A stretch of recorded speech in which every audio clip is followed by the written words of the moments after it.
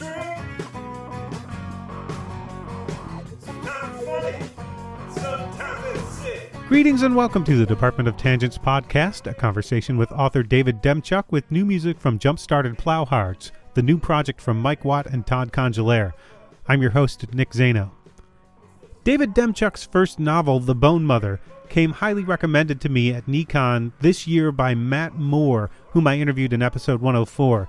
Demchuk and Moore are both on ChiZine Publications, which had a table in the dealer's room. So I picked up The Bone Mother, not knowing what to expect, and innocently set about reading the first 50 pages later that evening. It's a novel told in short stories that, when taken together, form a story about a hunted and tortured class of people in Eastern Europe, many of whom happen to have supernatural traits or powers, and don't always do pleasant things with them. The first story presents Borys, who marries his brother. His brother then dies, and Borys is then forced to take over his place working at the local thimble factory, which it turns out is a scary place all on its own. There is a black and white photo accompanying Borys' story of two sturdy, emotionless gentlemen who look very much like brothers, sitting with a bouquet of flowers between them. Most every story has a matching photo taken from the archives of Roman photographer Kostika Axinte between 1935 and 1945, as the book's endnotes state. They are evocative and part of the impetus that sparked Demchuk to write the play, The Thimble Factory, upon which this novel is based. The strange quality of the photographs helped Demchuk write to some of his favorite themes, queerness and monstrosity, and wrap them in the familiar feel of folklore. He knew there would be parallels to the contemporary experience of queerness being labeled as other or even dangerous, but The Bone Mother turned out to be even more forward-thinking than he had originally planned, and it's also one hell of a horror story.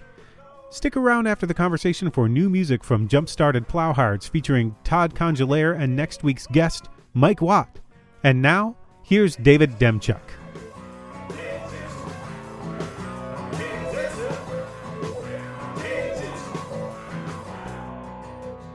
So, The Bone Mother is your first novel. It's an unusual novel in structure and even style, I would say, because it starts out as a collection of short stories or vignettes, and it tells this larger story, but in this kind of negative space, I would think. It doesn't directly tell the larger story. Readers sort of fill in that arc for themselves. Would you say that's an accurate?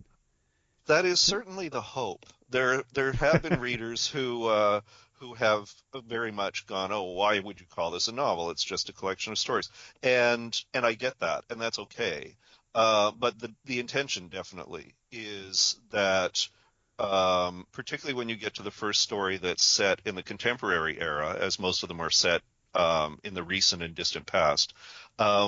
When you get to the contemporary stories, suddenly you see that there is, in fact, an arc that reaches across the decades, and that certain gaps are there to be filled by you, certain connections are there to be made by you.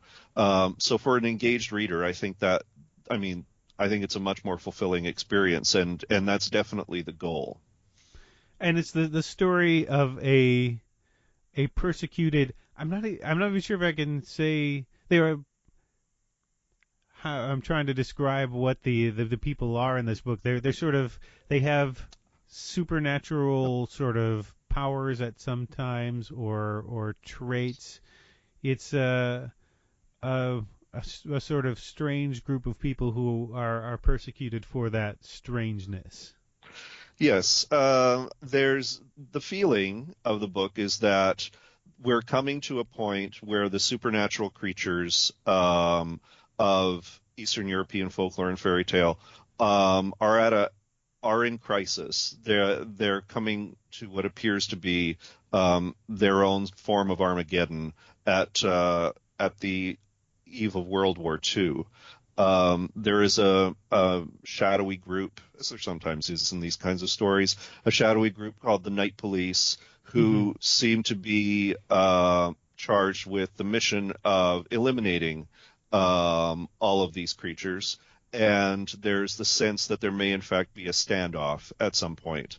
And so what the supernatural creatures have done is they've either gone underground or they've fled, in some cases fled to the new country, or they have intermingled with humans, or have acquired support from humans in order to be able to make it through this crisis that they're in.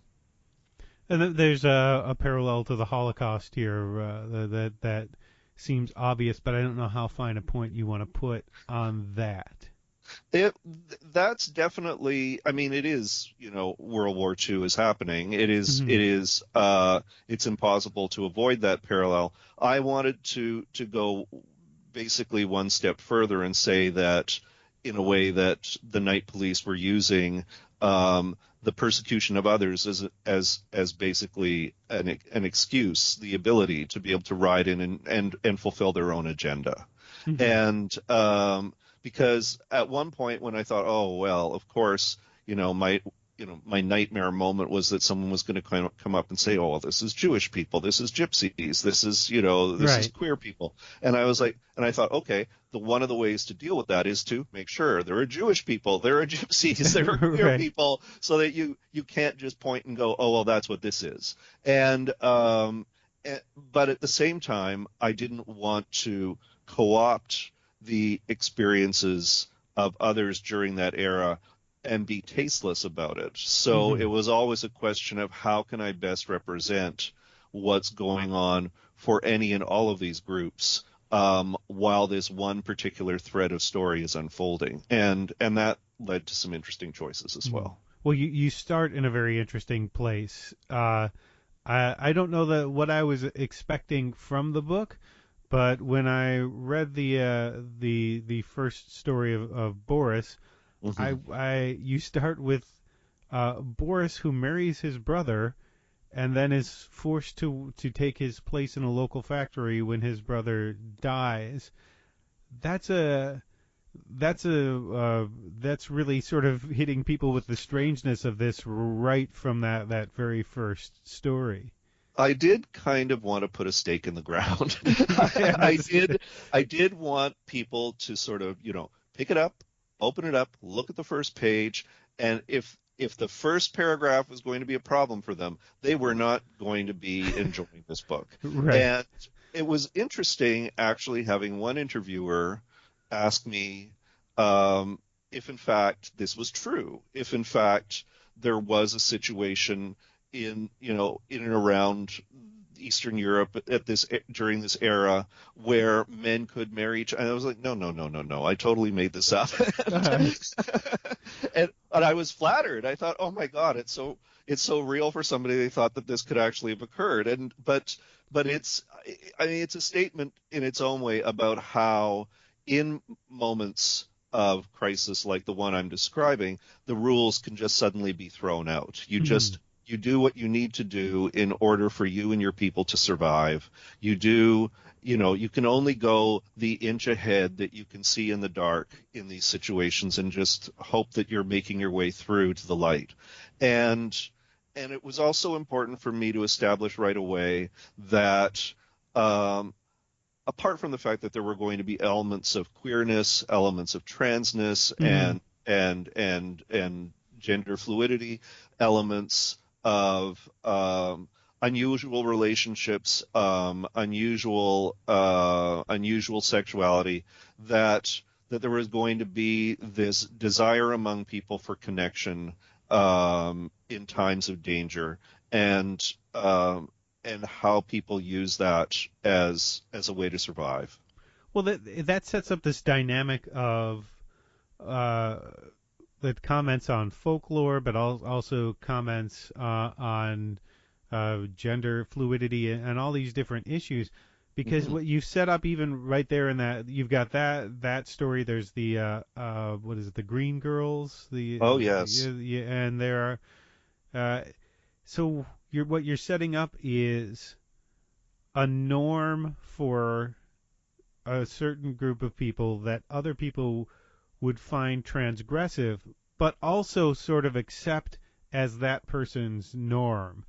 So Mm-hmm. it's a strange sort of, so somebody else would look at that and go, oh, that's how these people are. It would set up that sort of it sort of plays with that stereotype or what people would think is a stereotype, when some of this it happens because of extraordinary circumstances as well.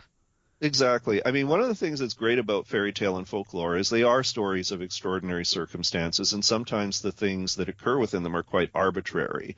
You know, why does the witch live in the woods? Why does she bake children in her oven? Why, like they're not meant to really work on a logical level. They work below on a more primal level, and you can just make rules out of nowhere and set them in the story and go, well, this is just the way it is, and then you watch how the characters react within the constraints of their situations, and sometimes the results are extraordinary behavior and extraordinary relationships and extraordinary conflict and escapes. And I always found that really exciting about fairy tales.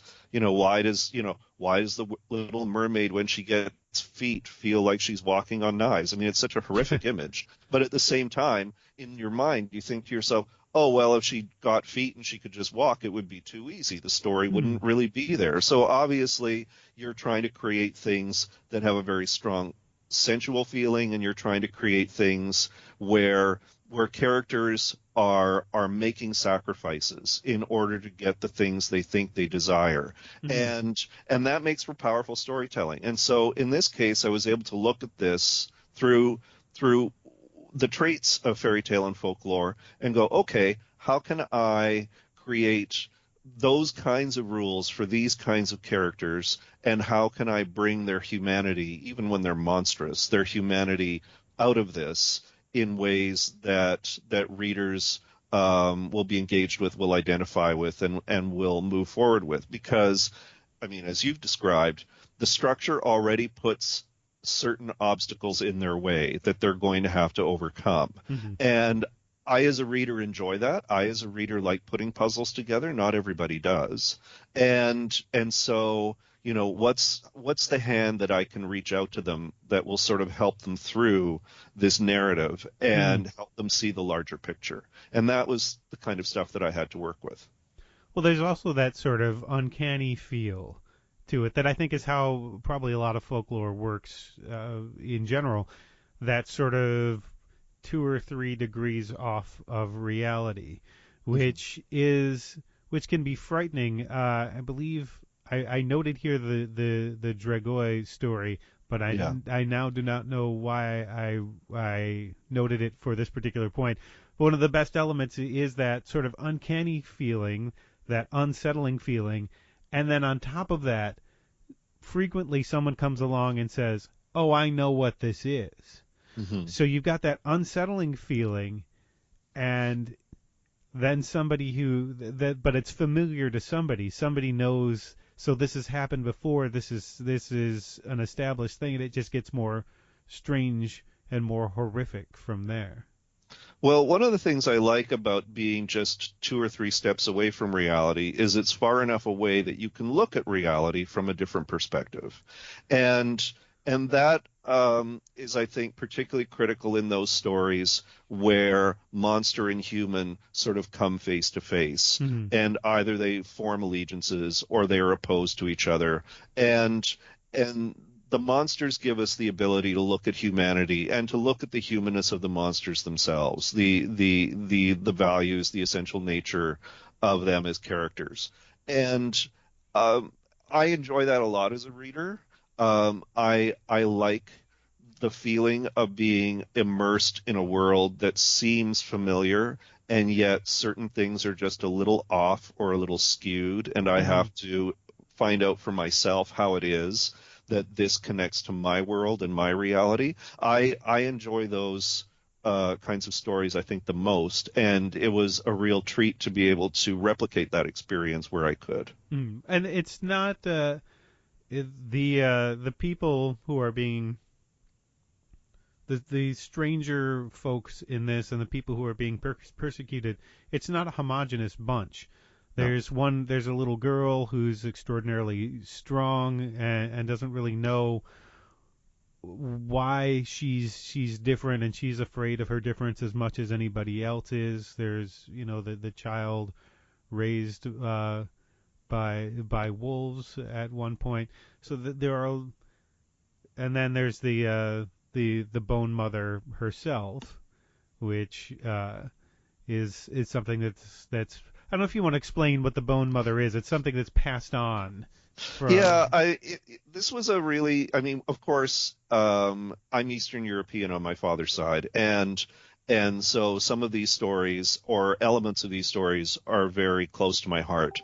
And one of them, of course, the quintessential Eastern European folk story is around Baba Yaga. She's a critical figure in Eastern European folklore, and she is a witch, Mhm. and she lives in a house. Traditionally, she lives in a house that hops around on a chicken leg all over the forest so that it relocates itself in different places at different times. Um, I left out the chicken leg. I left out the part that she flies around in a mortar and pestle because really, there are some limits to what people are going to be able to handle in one short piece. But one of the things, of course, that's she's most well known for is really eating children. Mhm.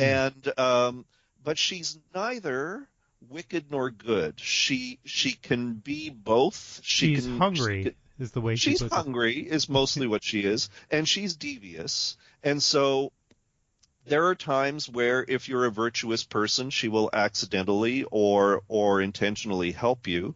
And if you're not, if you're a predacious person, she will absolutely turn you into her supper.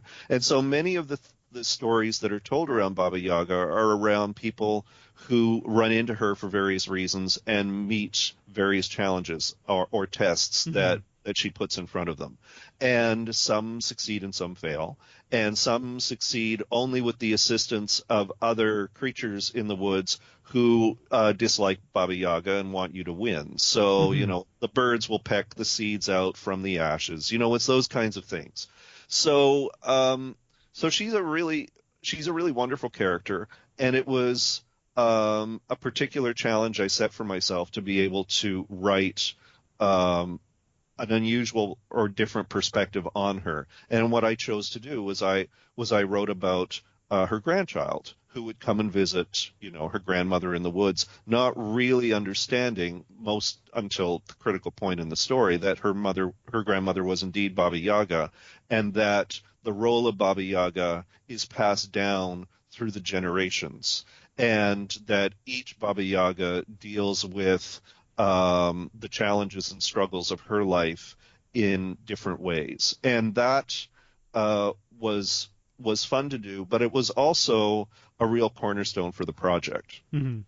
Well, she also says at one point, "Good children taste better than Yes. naughty children, but good luck finding one." Yeah, exactly. Naughty children are far more common, and if you can develop a taste for them, you'll never go hungry. And Right. and, one of the things that I really the book is not what I would describe as a laugh out loud book by any means, No. but it was really great to write her section because I really wanted to capture the wit of the Baba Yaga character from the folklore, and that was a really great way to do it. Here is a woman who, like many of the women throughout the book, is trapped by circumstance. That circumstance is frequently war. They find themselves being attacked or being used or being treated like objects, and or worse. And and you have to be strong. You have to find your own way to survive through the madness. And she, I think, was emblematic of that. And there has to be some sort of humanity to these characters, even if they are monsters. Otherwise, you're just cheering for the night police to wipe them out. Exactly. So, and you also state in your bio that you have an interest in queerness and monstrosity, Hmm. which both of there you can see both of those elements in this book. And I think a large part of that is because throughout history until very recently, and in some places in the world, not even, um, queerness and monstrosity have actually been associated very strongly with each other.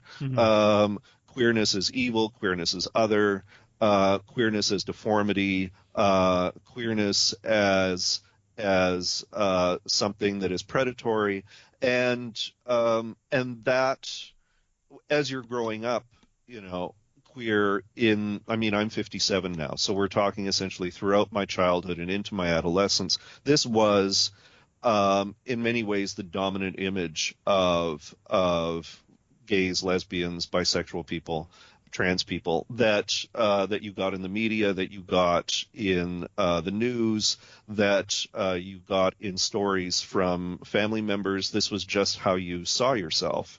And we've spent, as queer people, quite a lot of time trying to change that narrative. And one of the ways to change it is to own it and subvert it.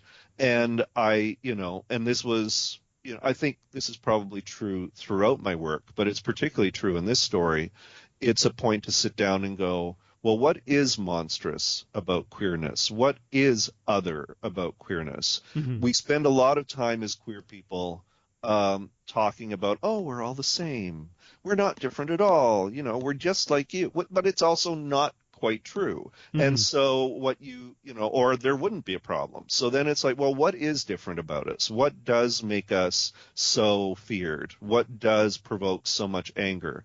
It's not all stuff that is, for example, Christian teachings. It's not all stuff that has to do with reproduction. It's not all stuff with the fact that we're an invisible minority. Those elements are all absolutely there, and those elements are all worth exploring.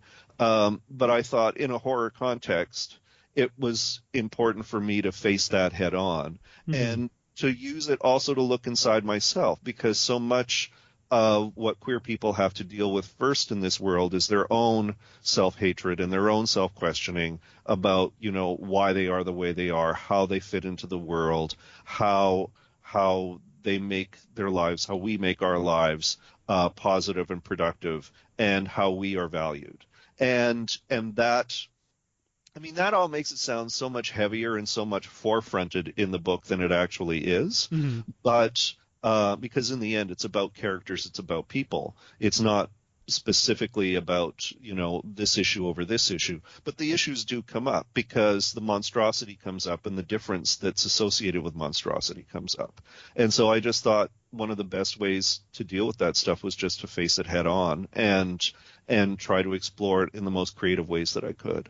Well, it seems like a delicate balance if you want to address otherness in a context of a horror novel, where you're talking about folklore and monstrosity. How do you do that without playing into an existing or reinforcing an existing stereotype? Well, sometimes you do, and then sometimes you look more closely at the stereotype and you go, well, what is this really? But then sometimes what you do is you reverse it so that the others are the people who are on the outside of queerness. The others, the monsters, are the people who are threatening the queer people in this environment. And we see that a few times in the book. We talked about the Green Girls. I'll explain that the Green Girls, because of a peculiar sort of, I don't even know how to describe it. I won't say it's a plague, but I'll say that it's an occurrence. A genetic blip, sort of. A genetic blip in this one village. There are just suddenly very, very, very few girls being born. And yet it's important for boys to have the experience of growing up with the opposite sex and forming relationships. And so a set number of boys are set aside and are treated as girls. They're dressed as girls. They're socialized as girls. They're known to be different. They're known to be not girls. And so they're called the Green Girls. And they end up developing as a very positive force in their community. And as the night police are approaching, it's clear that they are under threat. They're not themselves supernatural, but somehow, for some reason, they're being targeted.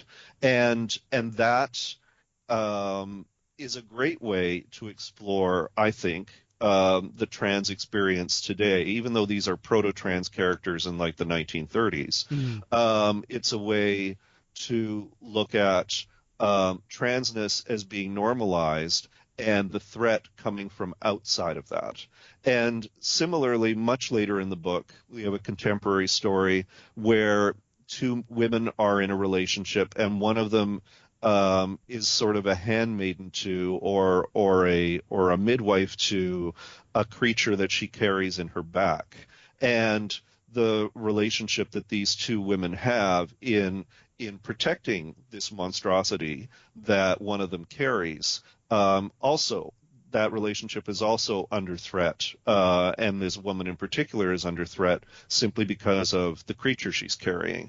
And so again, it was the opportunity to normalize that relationship and then contrast that to the threat that's coming in from outside. And that brings up also, whenever anybody is in a contemporary setting in there, it's usually a generation, the next generation or a couple generations past where the sort of main story is happening here. Yes. But there's still the threat. And frequently in here you talk about how, you know, the people from the newer generation, they grew up watching their parents or their grandparents always sort of watching. They're looking for these threats constantly, even when you don't think that they're there, and at some point the threats turn up again, even though it should have been gone years ago. You would think that ended with the war, but it didn't. Exactly.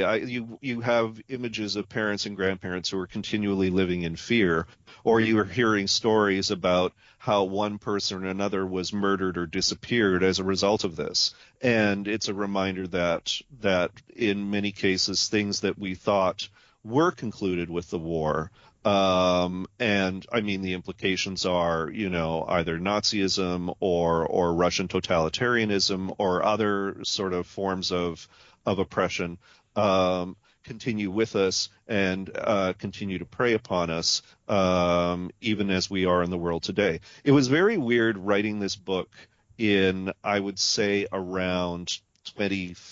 How old was I? I was turning 50. So it was around, say, 2013, 2014 that I was writing this, not really being super conscious of what was going on in Russia, for example, except for what was happening with Russia's actions towards Ukraine, which were present in my mind. But as I was writing it, and I thought, well, this is really about fascism and totalitarianism in all its forms and how this continues to be a threat. Now, of course, the book comes off as being far more prescient than I could have imagined and that I certainly intended. And because of the violent homophobia that we've homophobia seen. and the rise of Nazism again, and that kind of continuing oppression and the normalization of it is, I mean, it's something that I would never have wished to come true, but it's given the book a really, uneasy relevance at this time. Right. Another thing that I like about the book, about the writing of the book, and it's something that's a sort of subtle change. There are only a few contemporary scenes in the book. Most of it happens in what is the time period? In the time period of it's either World War II. It's in the era just before World War II and leading into World War II. There are a few pieces that are sort of not timed specifically, some of which happen, I think, prior even to World War I, but it's right. Left vague. Those are basically foreshadowing of things to come. But the difference between the two, the voices of the characters are extremely different from one to the other. And it occurred to me that it might have been a tough thing to be able to do, to write when you're the things that happen earlier. There's a plainness, even a brusque sort of quality to the first person voices. And it seems to me there's a real danger that you to slip into that Borys and Natasha sort of stereotype of that voice, that you have to to capture that, which is a real thing in Eastern European, that sort of cadence. How much of a challenge was it, and how was it in the front of your mind that you had to get that voice down? The voice was the thing that made the whole project move forward. I originally this was written as a play. It was originally a play. I had written it as a series of monologues, and the monologues were the pieces that were set at the eve of World War II and prior. Mm-hmm. Really, only 13 of them. And for me, it was critical to sit down and be able to go, okay, what are the voices for these characters going to be like? They have to be distinct from the way we speak today, and yet, as you point out, they can't be cartoons of what Russian or Ukrainian or Eastern European people sound like. So my dad was Ukrainian, Polish, Russian, and Czech were his first languages. English came quite a bit after, and so he spoke English very well, but he had a very stilted quality to it. And that was really the sound that I was honing in on for those pieces. There's not a great diversity among those voices as far as, this person has this kind of vocal tick, this person uses these words and not those words. I wanted to get a feeling of homogeneity for all of those characters. And then when later on I wrote the contemporary pieces, I wanted to make sure that there was a very, very sharp difference between one and the other, so that when you turned the page and you started reading about cell phones and coffee shops and trucks and, that you knew immediately, I'm in a different place. I'm in a different time. This is a different situation. And then the threads of the previous narratives would start to present themselves, and you go, oh, but it is, in fact, all part of the same story. Right. I only found out after I read the book that it had been The Thimble Factory was the name of the play, that it had been a play before, and it occurs to me also then that it might be a little, maybe I'm wrong, it might be a little easier presenting this as a play to present that otherness with a couple of vocal ticks and then sort of just leaving the dialogue playing. But when you're presenting it in a book form, that has to come across in print on the page, which might be tougher. It is true. I mean, one of the things, I'll tell you a bit about the play because it'll give you a better sense of how this worked altogether. And to say, to set that up, you were more of a playwright before you wrote this. You've done TV work and radio drama, and a lot of other work before you wrote this as a novel. That had been your main work. Yes, that's absolutely true. I had been writing for many years, and in fact, I never thought I would write a novel. I thought a novel was an Alp that would be too high for me to climb. One of the great secrets of playwriting is you use many, many, many fewer words than you do in a book. And so, in fact, while you on one hand have to be incredibly focused and you have to be able to speak through dialogue or monologue in a very particular way, it's very condensed compared to what you do in fiction. And so I just thought, oh God, 50,000 words, it'll never happen. So what a surprise for me. But how the play was done was we had a cast of 5 actors who were a range of ages, races, and genders, and gender presentations.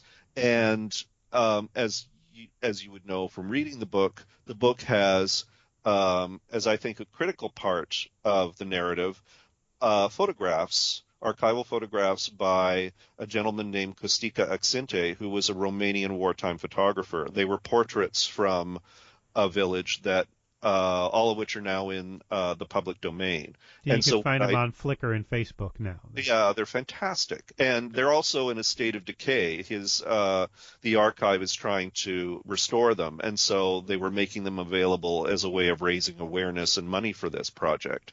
And so I used them as prompts in the writing process, and then as projections during the show. So regardless of who was speaking behind the podium, whether they were male, female, non-binary, young, old, black, white, the image that was projected was clearly the character, and then the person was basically the voice. And that allowed for even more layers in the way that you could interpret the stories that were being told.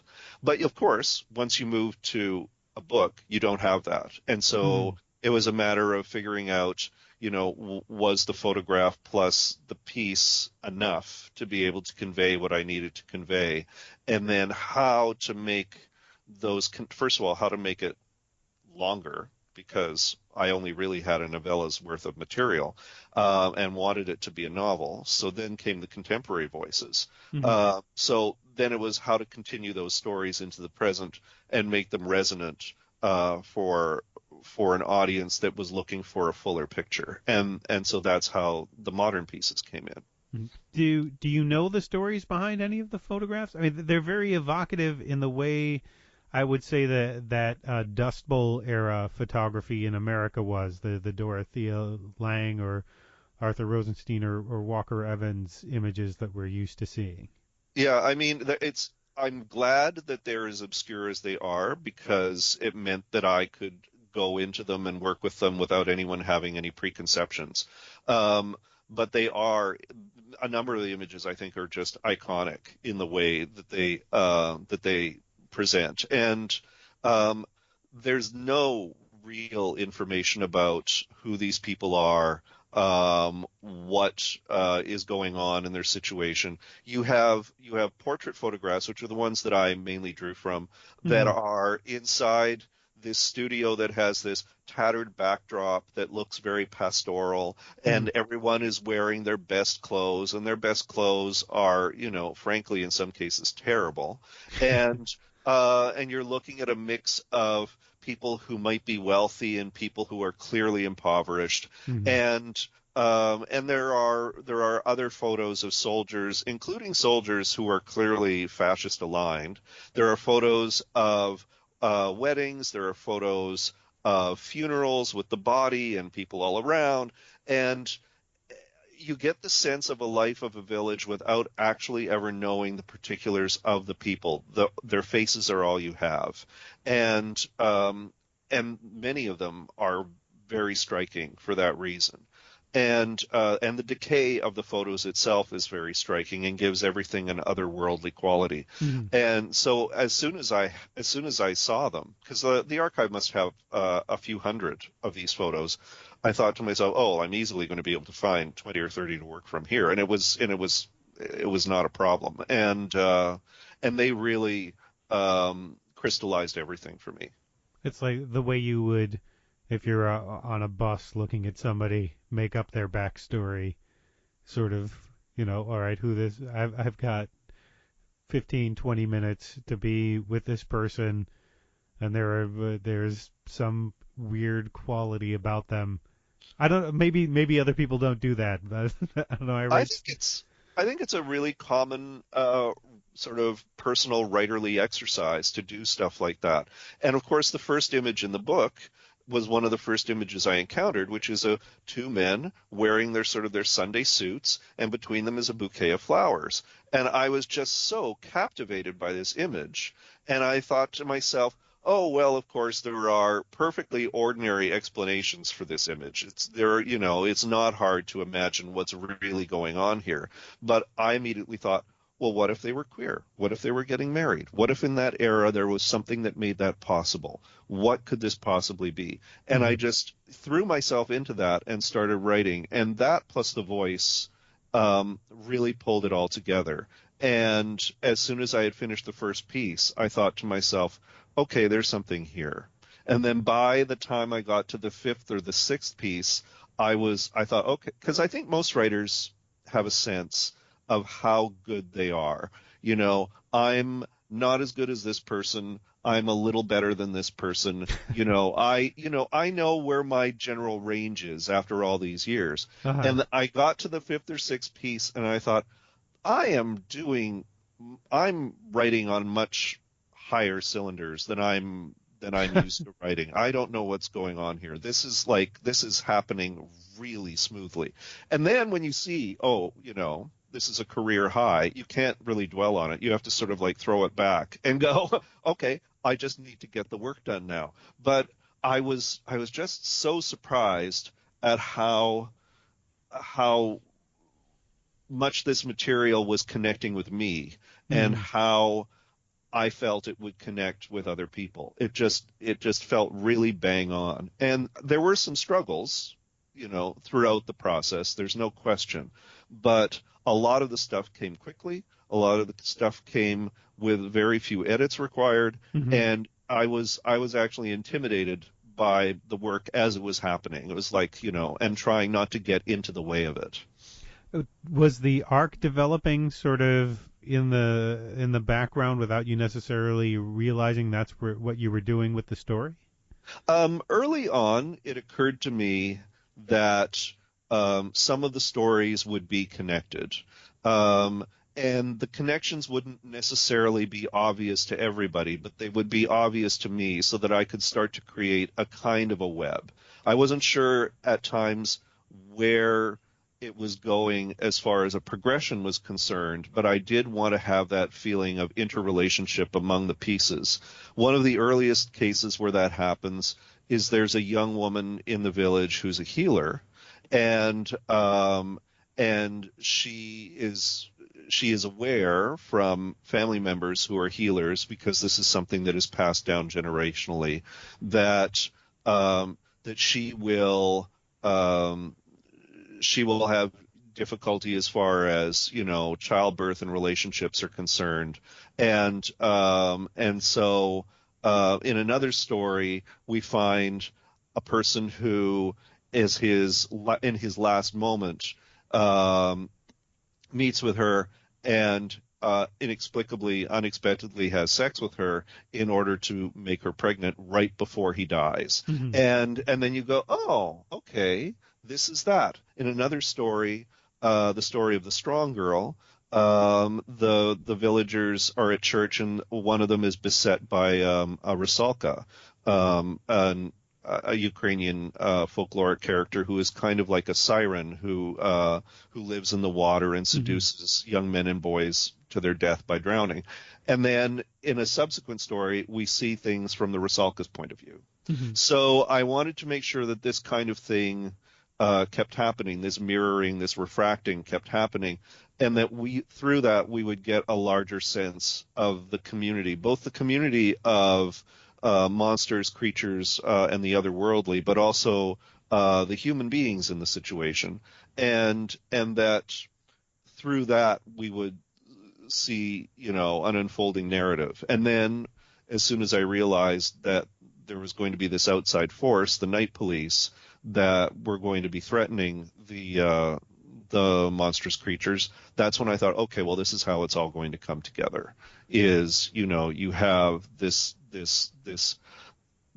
outside villain or collection of villains who are going to come in and are going to disrupt life for everyone and undo the balance that's precariously being held together as it is. Well, how much of this is existing folklore that you've drawn from, and how much of this is stuff that you've created for these stories? It's about a third and a third and a third. So there's a third of the folklore is real nailed down Eastern European folklore. About a third is are creatures or imaginings that fall into, I would say, a more generic sort of European and Western kind of folklore, like the notion of healers, the notion of psychics, the notion of ghosts and mirrors and things like that.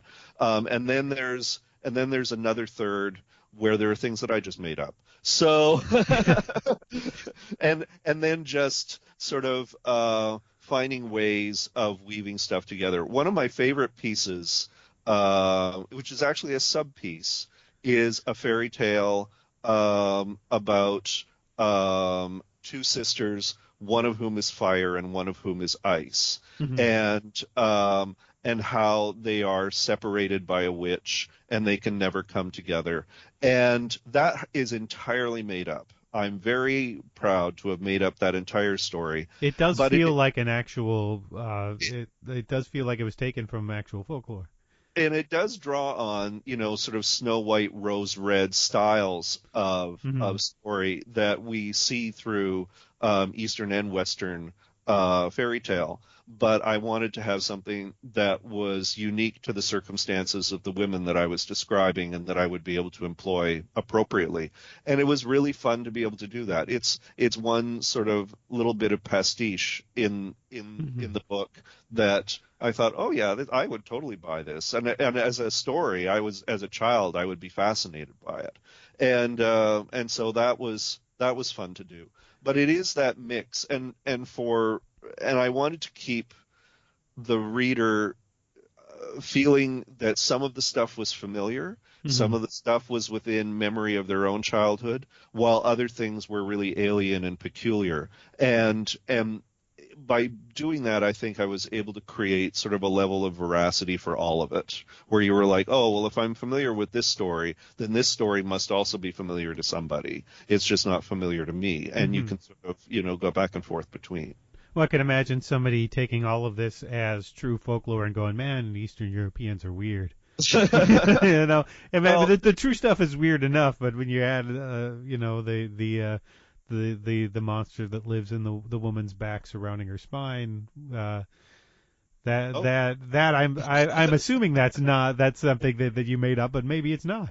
no, that one was I had wanted to work with the idea of a sea witch, and we don't really have a strong sea witch tradition in Russian or Ukrainian folklore, but but but it does exist in other folklores. And I thought, well, if the sea witch were not actually a woman who is, in a cave, with a staff and casting spells and doing what is she? And then I thought, well, she could actually be a creature. She could actually be an entity, a biological entity of some sort that is not very different from squid or jellyfish or something like that, but that can possibly have some sort of force or power that human beings are, enthralled to. And that was where I sort of thought, okay, but then what do human beings do with her? How important is it that they try to keep her alive? What is it that's threatening her? And that's how all of that stuff started to unfold. Hmm. So that was one of the things that I was quite aware of when I was working on the contemporary stories, is that you can inherit a lot of the arbitrary rules and a lot of the mysterious magic of the older stories, but there had to be some sort of further grounding in reality for people to be able to go with it. If you're going to introduce cell phones, you're not going to be able to have people wave magic wands and make things happen. Hmm. So at least not in the world that I had created. So I had to do more stuff that would ground things and make things seem a little more plausible, and that were within the reach of the reader's contemporary experience. Well, of course, the language helps a lot. The creature that we're referring to, I'm going to butcher the pronunciation of these most likely. The Neastarsha. Yeah, the Nastarsha, the Endless One, and she, if she's a she, is we don't even get a clear picture of her. She is manifesting as a bunch of tentacles that burst up through the floor, and they have sort of razor's edge teeth on the sides of them. And she basically, you know, consumes people in order to be able to stay alive. And she's worshipped by this group, this cult of people over the generations, and they are trying to preserve her. They have to move her around. They have to keep her, in secret, and she is clearly related to other such entities. For example, possibly the sea witch that I was Hmm. describing, and they are sort of possibly scattered around the globe, certainly in places where either in Eastern Europe or in neighboring areas, if not absolutely everywhere. Mm. We don't really know what they do. We don't really know why they exist. There certainly is a feeling that they have power that they are gathering for the next millennia, but and that the human beings feel that are associated with them feel the need to sort of protect and foster, this sort of, eventual coming to power, but it's kept very vague. Mm. And we're dealing more with people who are being caught up in the circumstances of that rather than people who are actually sort of empowering that and moving it forward. Mm. And I like this too as a notion where we often find ourselves either through tradition or through family or through heritage, where you're expected to uphold those traditions, those beliefs, without really understanding what they are, without really understanding where they're going, without being given opportunities to question it. And then you do question it. You do find yourself in the middle of this and go, what the hell is going on? Why am I doing what I'm doing? Or you find yourself with people who care about you and who are willing to carry on those traditions and those beliefs even after you're gone. And that fascinates me. It disturbs me, but it fascinates me. Well, the language helps make it real. That's one of the things I wanted to point out. The Nastarsha, I don't know if that's a name that has a precedent. Totally made up. There's obviously the night police are referred to as the Nizhny Politsiy. Absolutely. And then there's the class of people that they are persecuting. I believe that's the Drevnia. Absolutely. These again are things that I was able to sort of pull together, either from folklore or just through translation. One of the things people never tell you how much your book is going to cost you while you're writing your book. One of the things that I had to do at a particular point was I had to pay for a translator through Fiverr, of all things, a Ukrainian guy, and I kept sending him words and sending him paragraphs saying, what is this? What is that? Can I do this? Can I do that? And he was very helpful in correcting my tenses and in saying, no, this isn't really a thing, but this could be a thing. And that kind of stuff was extremely helpful. But a lot of that stuff was stuff where I just thought, you know what? Make it up. Just make it up. I wanted to spend a little bit of time sort of at the end of this sort of figuring out how you came to write this book. Have you always been interested in folklore and horror? I was very lucky to be born in the early 60s, which meant that my childhood arrived when we had a renewed interest in all things occult, all things New Age, things that were like, when I was a kid, we had Rosemary's Baby was being published, and The Exorcist, and The Other, and Harvest Home, and there was a magazine that I compelled my parents to subscribe to, which was Man, Myth, Magic. There was a lot of stuff on television that was around the occult that was really fascinating, both stuff that was documentary in nature and stuff that was not. We had the ABC movies of the week that had the Night Stalker and the Night Strangler and that whole sort of golden era of made-for-television horror. And as a kid, of course, I was a wreck. I was an anxious mess. I was terrified of everything. I was small. I was weak. I was gay. And at the same time, I was fascinated by horror. I was fascinated by scary books, scary magazines, scary fairy tales.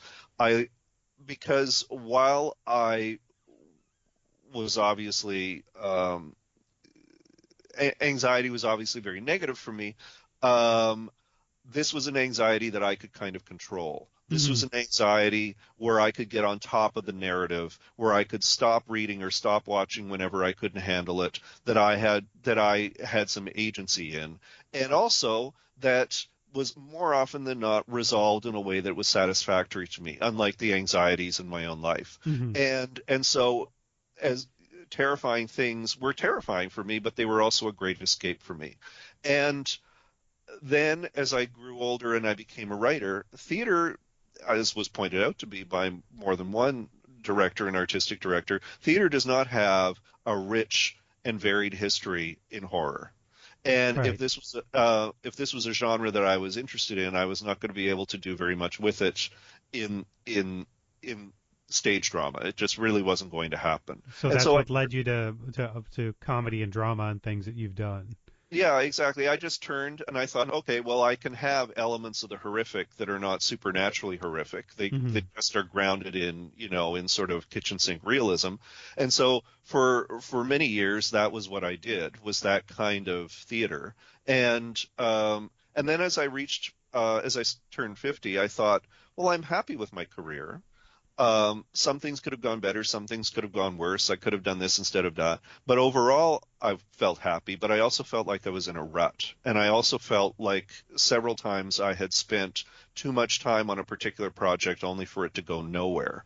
And so I started a new phase in my career where I thought, okay, I'm going to do a number of one-year projects and evaluate them at the end of each year and see what sticks and what doesn't. And this actually turned out to be the third of those projects. And as I was writing it, as I said, I started to have this realization that this was really, really good and had a lot of potential that I hadn't really expected. And so I continued with it as a stage piece, but at the same time, I was thinking maybe this is the novel. Maybe this could be the book. And so what I did was I turned to a friend of mine, Tony Burgess, who wrote Pontypool Changes Everything, among other books. And I asked him, do you think this could be a book? I have been wondering about writing a novel. Maybe this is it. And he read the material and he said, oh, yeah, there is absolutely something here. You absolutely have to go for it.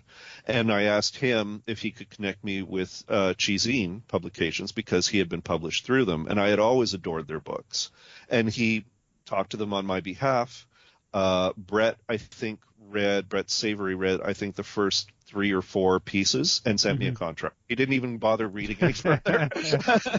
Sandra, on the other hand, his partner and co-publisher, read everything and was hugely supportive all the way through. So it worked out perfectly. But that was how it came to be a book. However, it was that crushing moment where after I'd signed the contract a couple of weeks later, Brett said to me, so where's the rest of it? Because, of course, I'd only 25,000 words and he needed 50. And so I was like, okay. So that's when I wrote the contemporary pieces. And then the great restructuring had to begin. So, but that all worked out quite well. But along the way in let's say your radio career, you adapted William Gibson and H.G. Wells. Oh, yeah, and it was a lot of fun. And you learn a lot by working with someone else's material. The H.G. Wells one, they both had challenges. The H.G. Wells one, we all have very strong images of, it was the island of Dr. Moreau, and we have strong images of it from the adaptations that we've seen in film and television. But if you actually go to the source material, it's all very internal. There are things that just don't feel right when you're telling a contemporary story. And so I had to go through the crisis of how do I make this something that'll work and how do I make it more or less my own, as well as being faithful to the source material. And that's a really terrific exercise. And the same in its own way was true adapting William Gibson's The Winter Market, which again was a very internal story. I had proposed it while having read it like years in the past, and then when I went back to see the story, I was like, oh my God, this is not what I imagined at all. It was a great idea to propose, but now how do I fulfill it? And it was really interesting, taking that and enacting it in a dramatic form where it wasn't particularly inherently dramatic on the page. And you learn a lot. And that was where a lot of my own values, for writing in a speculative kind of field actually came together. But outside of the speculative field, you developed a comedy and a drama for Canadian TV as well. Do those skills translate in any way when you go to write speculative fiction or something that's closer to your heart, or what you think It gives you a box of tools that you can work with. I mean, one of the things that you have to be able to do for film and for television is you have to be able to establish character very quickly through a minimum amount of dialogue at times whenever possible. You have to, as they say so often, show things rather than tell them. You have to pick things that are emblematic of the drama that you're trying to create. But at the same time, you can also choose not to use those tools. You can choose to, in theater, you really only have voice. There's so little you can do on a stage unless you have millions of dollars at your disposal. So you have to focus very much on someone's face, voice, movement, the way that you develop character and conflict, by pitting people against each other. It's very different than the way it works in film and television. Mm-hmm. And yeah, another whole set of tools. And so in this case, because these were monologues, you have the luxury of being able to really get into one person's voice, character, experience, and perspective. But the trade-off you're making is that you can't have very much in the way of dialogue from other characters. You can't have very much in the way of them inserting their agenda and their narrative upon you. If you're going to do that, you have to create a whole other character and a whole other monologue to do that. But those are just choices you make in the way that you tell particular kinds of story. Monologue storytelling in many ways is the purest form of storytelling because it's the person sitting by the campfire, version of story making, and is one that is probably the oldest and has the richest tradition. So it's one I really enjoy working in. For other kinds of stories, it wouldn't be suitable at all. It would be too refracted. It would be too peculiar. It would be to try to build a more action-oriented narrative. It would be impossible to do in a monologue format. So you have to work with other stuff instead. Well, so now you've written the book, almost by accident, kind of. You sort of it's almost like you were led to writing the book. It's much more portable. It's a much more portable medium than theater. So it's out there in the world. It's been highly praised. You've gotten nominated for a lot of awards for this. And now, would you say you're primarily known after decades of working in other mediums? Now you're primarily known as a novelist? Yeah, and that's so weird. I mean, one of the things that's a virtue of working in theater is when it's over, it's over. Sure, people can ask you if they can read the script, but the experience is over. The ability to go, it happens in the room, you go to the room, it unfolds in the room. Once it's over, poof, it's ephemeral. And there are sad things about that. But and there's always this, well, didn't anybody record it? Is there a video? Well, usually not. No, there's not. Once it's gone, it's gone. The book, and I grappled with this as I was writing the book as a book. The book is a tangible object. The book has a life of its own. The book goes places that you aren't really in control of and will be experienced by people that you will never know. And they may or may not say something about it. They may or may not tell other people. You really have no idea. And they will have the freedom to read into it things based on their own experience, their own agenda, and you don't have any control over that either. It's a really fascinating difference between that and other kinds of work that I've written in the past.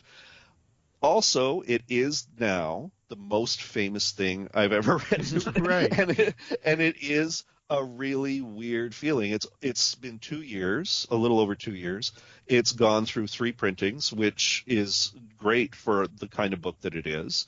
And it has been nominated for a number of really terrific awards. It won the Sunburst Award in Canada for speculative fiction, which was fantastic for me. And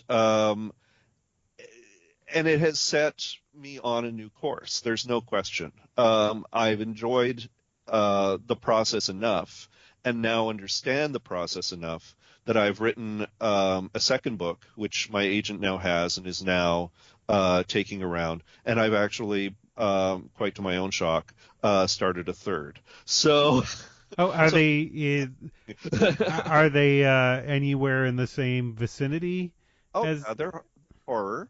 Uh, the the the new book, I can tell you, the book number two, is one monster and not 20. So that already is kind of a relief.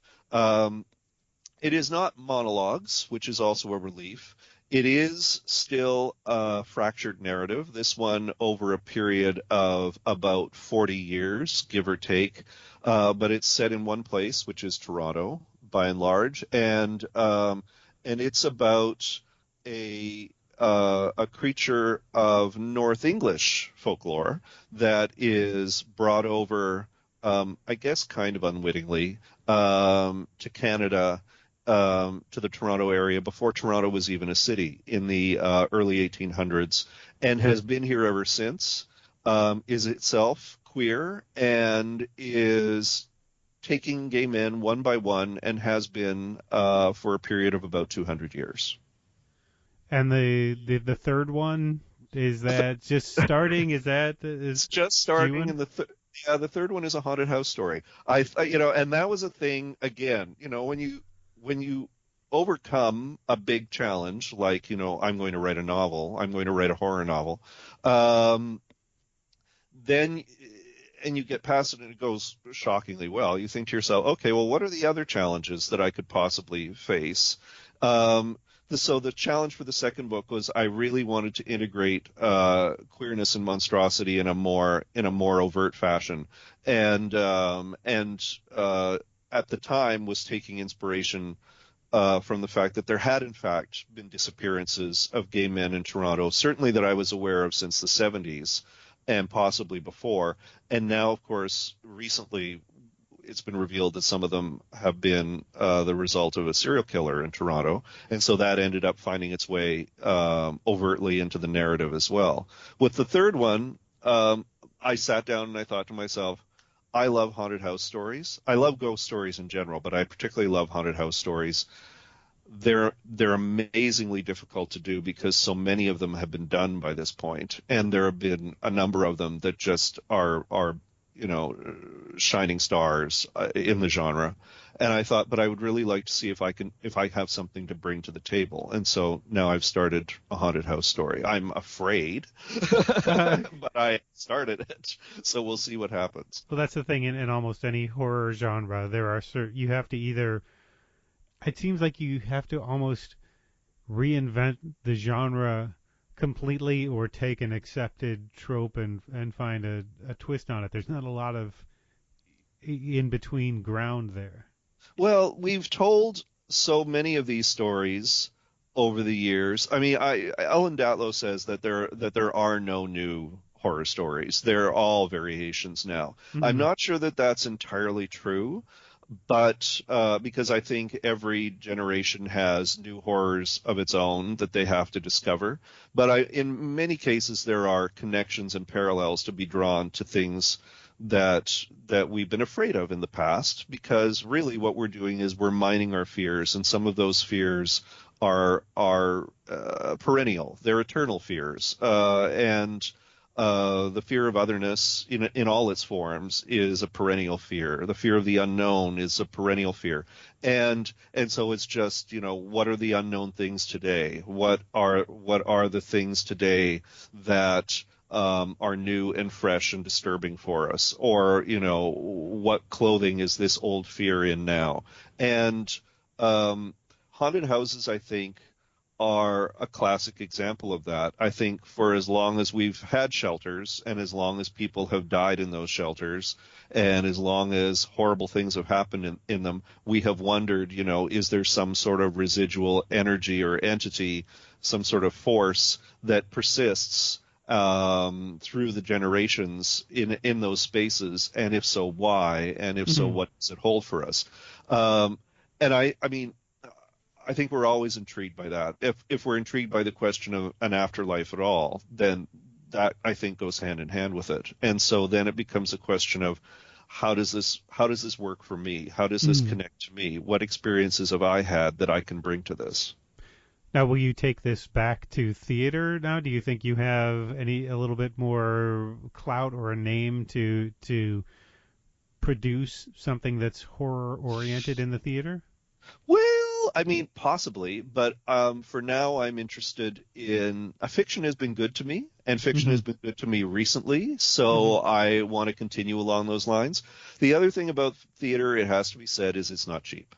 It's really cheap for me to sit down and write a book. Well, I'm sorry, go ahead. Yeah, I mean, there are ways where I can make it more expensive, but I could get a new laptop, I could do this, I could do that, but fundamentally, it's cheap to write a book, and once the book is written, then the expenses that go along with it are not necessarily all my own expenses. They're shared with a publisher.